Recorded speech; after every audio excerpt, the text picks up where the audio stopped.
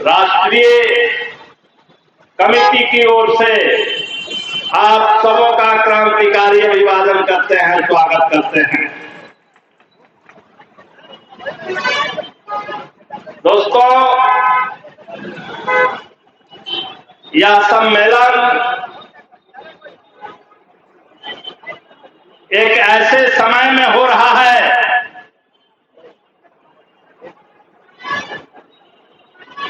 जब देश में फांसीवादी सरकार चल रही है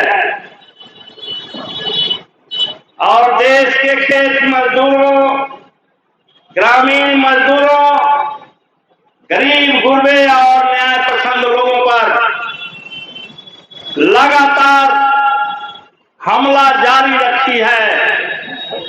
उनके अधिकारों पर हमला जारी रखी है।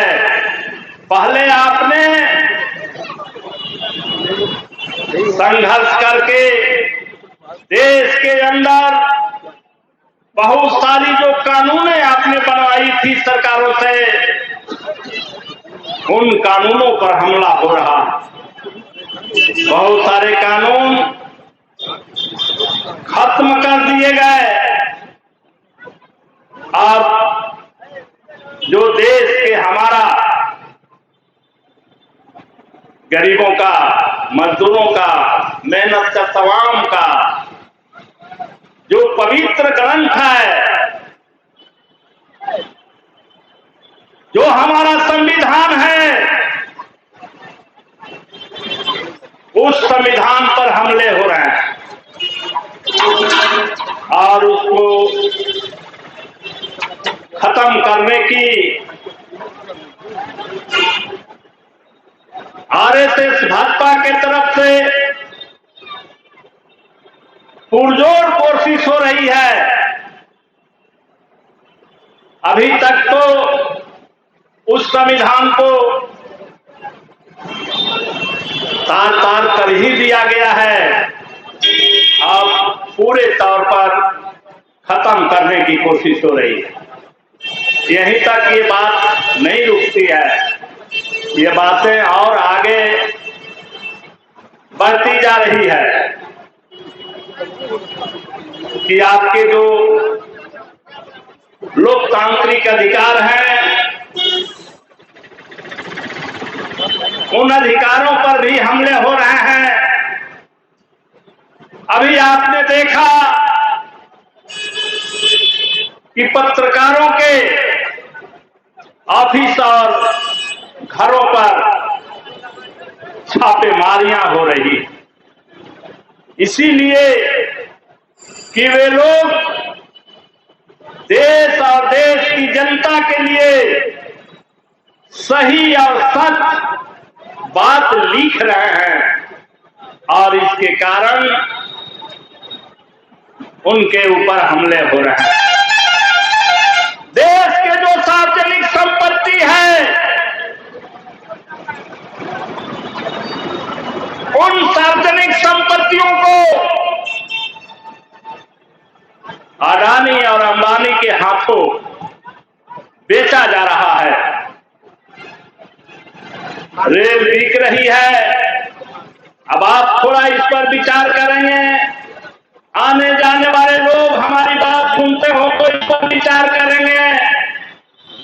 ये एक ऐसी संस्था है जहां पर बड़े पैमाने पर नौजवानों को रोजगार मिलता है, लेकिन आज वो अडानी और अंबानी के हाथों में रहेगा। आज वो ट्रेन कंप्यूटर से चलेगा। तो इस तरह से जल जंगल सब बेचने का अभियान चल रहा है। ये सरकार, आरएसएस भाजपा की सरकार, केंद्र में बैठी मोदी सरकार इस अभियान में ही लगी है और इसको आगे बढ़ा रही। यही नहीं, कैसे इसका विरोध न हो, कोई बोले नहीं, इसको लेकर के हिंदू और मुस्लिम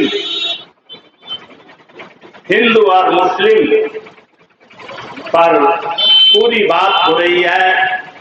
इस देश में दो ही बातें होती है, या तो हिंदू मुस्लिम की बात हो या हिंदुस्तान और पाकिस्तान की बात हो। और ये सरकार इसी काम में लगी है कि हम मंदिर बना करके आपके धार्मिक भावनाओं का हम शोषण करेंगे, उसका आड़ लेंगे और हम पूरे तौर पर देश की संपत्ति को तहस नहस करके रहेंगे, बेच करके ही रहेंगे। यह एक बड़ी विडंबना, क्योंकि आपको ही सोचना पड़ेगा कि आज उन खेत मजदूरों के लिए, ग्रामीण मजदूरों के लिए कोई रोजगार का सृजन नहीं हो रहा है, उनके कहीं रोजगार नहीं मिल रहे हैं। जो कुछ रोजगार लोगों ने खोज करके रखा था, जिससे उनकी जीविका चल रही थी, कोरोना के समय में अचानक देश लॉकडाउन करके ये सरकार एक तो लोगों को विभिन्न राज्यों से अपने राज्य में आने के लिए विवश कर दिया। जो पैदल चल करके लोग आए, हजारों हजार किलोमीटर लोगों ने पैदल चला, कुछ लोगों ने रेलवे ट्रैक पकड़ के चला, जिसमें सैकड़ों की संख्या में लोगों की मौतें, सैकड़ों की संख्या में लोग की मौतें हुई और वो सारे रोजगार खत्म हो गए। बिहार में कोई रोजगार नाम का चीज नहीं है। तो इस तरह से खेत व ग्रामीण मजदूरों का सारा रोजगार खत्म है। यही नहीं, जब से ये सरकार सत्ता में आई है, 2014 से मोदी की सरकार सत्ता में आई है, तब से एक भी पढ़े लिखे बेरोजगार नौजवानों के लिए कोई रोजगार का सृजन नहीं हुआ है। इनके शासन काल में कोई रोजगार नहीं मिला, और जिसका परिणाम होता है कि अगर थोड़े से लोगों के लिए कोई वैकेंसी निकलती है तो वहां लाखों नौजवान वहां पहुंच करके और वो फॉर्म अप्लाई करते हैं, लेकिन होना तो है 150 का ही, और इस तरह से नौजवानों का भी शोषण होता है। तो ये सरकार रोजगार के मोर्चे पर सिर्फ सृजन में फेलियर नहीं हुई, बल्कि जो रोजगार था उसको भी खत्म करने में ये सफल हुई है। गरीबों के रोजगार को खत्म किया और आज देश में बेरोजगारी का आलम लगा। हम महंगाई पर बात करें तो आज महंगाई का जो रेशियो है,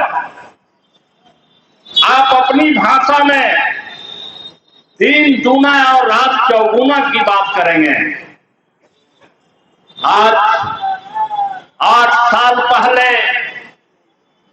जो करू तेल 60 और 65 रुपया लीटर मिलता था, आज आप खरीद रहे हैं। आप भली भांति अवगत हैं कि वह 200 और 200 से ऊपर हो गया है। आज डीजल जो इसी रेट में चल रहा था, आज 100 के पार चला गया। पेट्रोल 100 के पार चला गया। इस तरह से आदमी के, गरीबों के जीवन में जो जरूरी चीजें हैं वह काफी तेज गति से महंगे होते जा रहे हैं और लोगों का घरेलू बजट सब बिगड़ चुका है। आय का स्रोत कोई है नहीं और ये महंगाई लोगों के कमर तोड़ रही है। लोगों के अब आने वाले समय में जीवन यापन करना भारी मुश्किल होता जा रहा है। ये महंगाई की मार है और इस महंगाई को रोकने में यह केंद्र की सरकार पूरे तौर पर विफल है, पूरे तौर पर रोकने में ये नाकामयाब है। तो हम आपसे ये सारी बातें इसीलिए कर रहे हैं कि आप ये जाने कि आज हमारा देश कहाँ है, हम किस परिस्थिति में जा रहे हैं।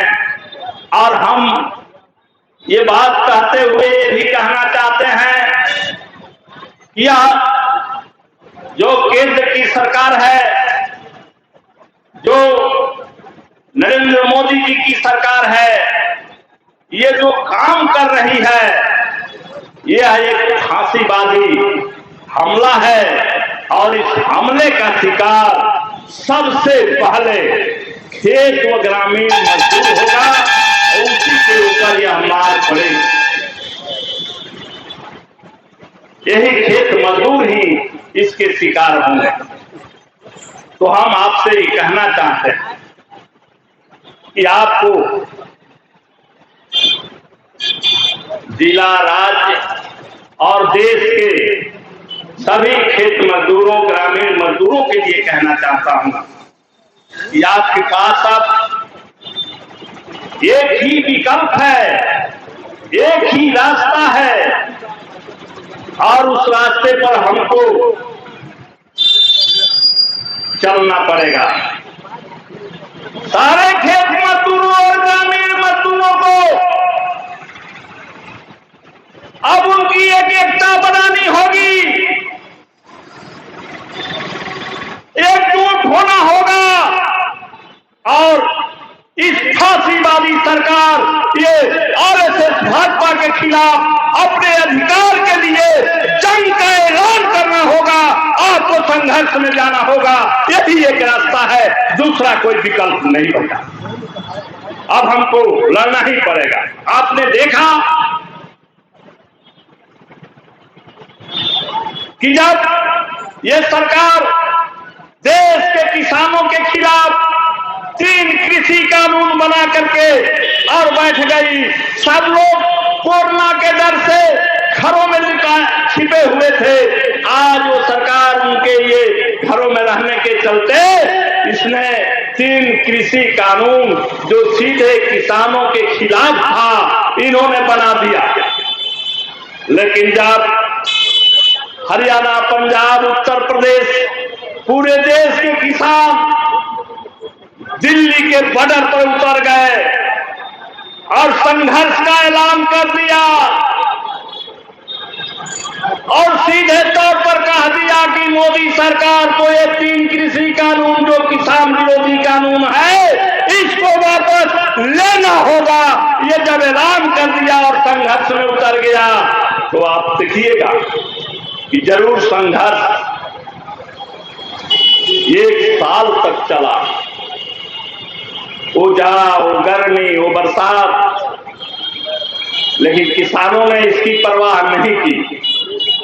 हम उन किसानों को सलाम करते हैं कि जाड़ा गर्मी के परवाह किए बिना इतना लंबा समय तक, 1 बरस तक अपने मांग पर डटे रहे, संघर्ष करते रहे।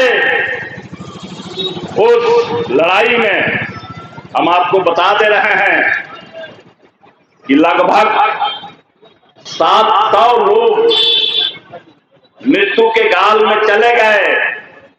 फिर भी किसानों को थोड़ी सी भी दहशत या इसको लेकर के उदासी नहीं हुआ, आंदोलन जारी रहा और आंदोलन को आगे बढ़ाते हुए आया समय और ये नरेंद्र मोदी सरकार को पीछे हटना पड़ा, 3 कृषि कानून को वापस लेना पड़ा और किसानों की जीत हुई। मैं ये बात इसीलिए कह रहा हूं कि यह जो सरकार है, ये हम कोई लोकतांत्रिक तरीके से जनवादी तरीके से हम कोई जुलूस और प्रदर्शन करके अपनी मांग को रखते हैं, तो यह बहुत सुनने वाली सरकार नहीं है, क्योंकि यह मजदूर गरीब विरोधी सरकार है, किसान विरोधी सरकार है। इतनी आसानी से बातें नहीं सुनती। इसीलिए हमने कहा कि आप खेत मजदूरों को भी किसानों के तरह ये प्रण करना होगा कि हम इस मोदी सरकार को जो भी मजदूर और ग्रामीण मजदूरों के लिए कानून था खत्म किया है, अब हम अपने आंदोलन के बल पर इनके लिए नए कानून बनाने की मांग करेंगे और आंदोलन को वहां तक पहुंचा देंगे जहां तक कि सरकार को पीछे हटना पड़े, गति से जाना पड़े। अगर तब भी हमारी मांग पूरी नहीं होती है तो हम सब लोग एकजुट होकर के, और 24 में जो लोकसभा के चुनाव है, हम सारे गरीब मिल करके इस बात की गारंटी करेंगे कि हम 24 में नरेंद्र मोदी के विदाई करके ही दम लेंगे, पीछे हम चुप नहीं बैठेंगे। ये परिस्थिति है और हमको यही करना है। अखिल भारतीय खेत व ग्रामीण मजदूर सभा इस दिशा में हम खेत मजदूरों के सवाल पर मुद्दे तय किए हैं और हम आंदोलन को आगे बढ़ाने का ऐलान कर रहे हैं। हमने मांग किया है कि 5 रोजगार गारंटी कानून देश में लागू हो। 5 रोजगार गारंटी कानून देश में लागू हो, ये अखिल भारतीय खेत व ग्रामीण मजदूर सभा ने तय किया है।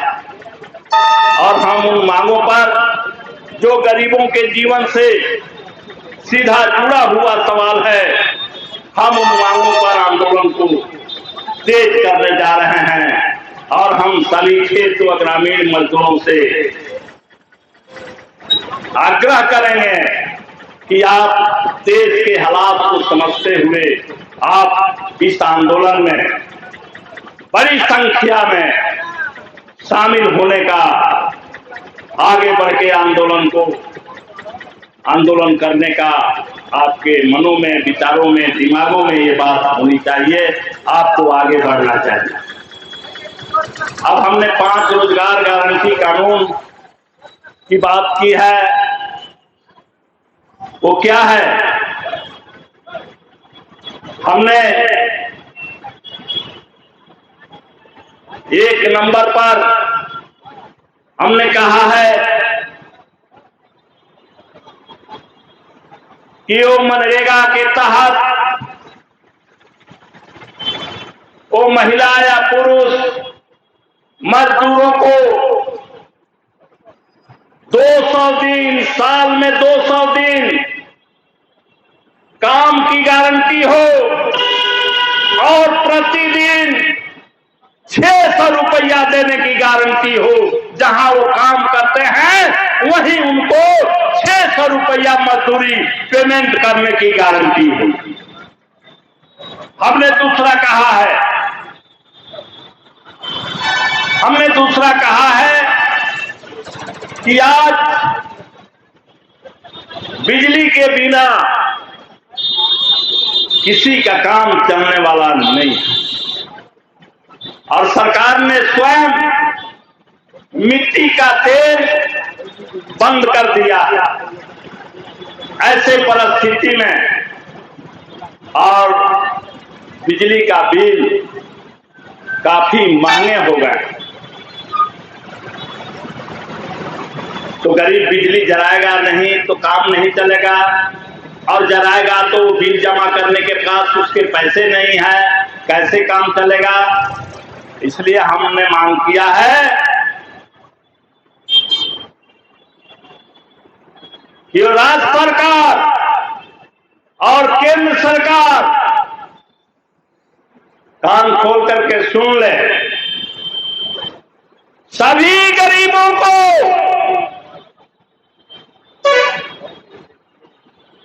200 यूनिट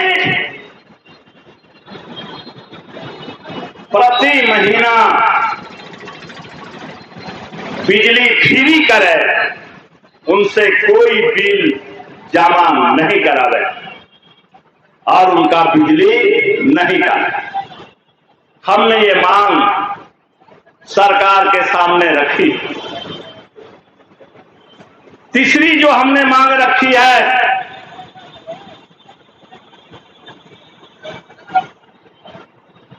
कि जो खाद्य सुरक्षा कानून है,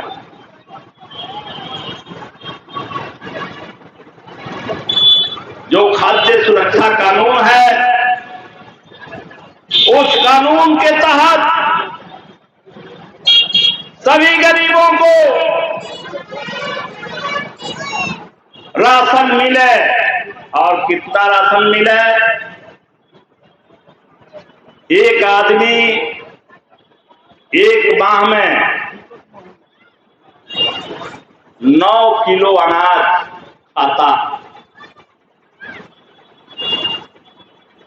250 से 300 ग्राम अनाज खाता। हम जब उनके खाने को दे रहे हैं तो ऐसे परिस्थिति में उनके पेट भर खाना दाना मिले और वो सिर्फ सूखा गेहूं और चावल नहीं, एक आदमी जिस ढंग से खाता है कि उसको रोटी, दाल, सब्जी, नमक, चीनी इत्यादि जो वस्तुएं होती हैं, इन सारी वस्तुओं के साथ हम सूखा अनाज के आज भी विरोधी हैं कि ये सरकारें हमको आदमी ही नहीं समझती है।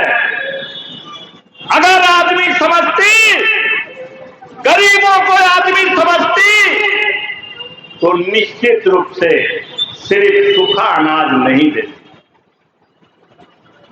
इसलिए वो इन सारे सामानों के साथ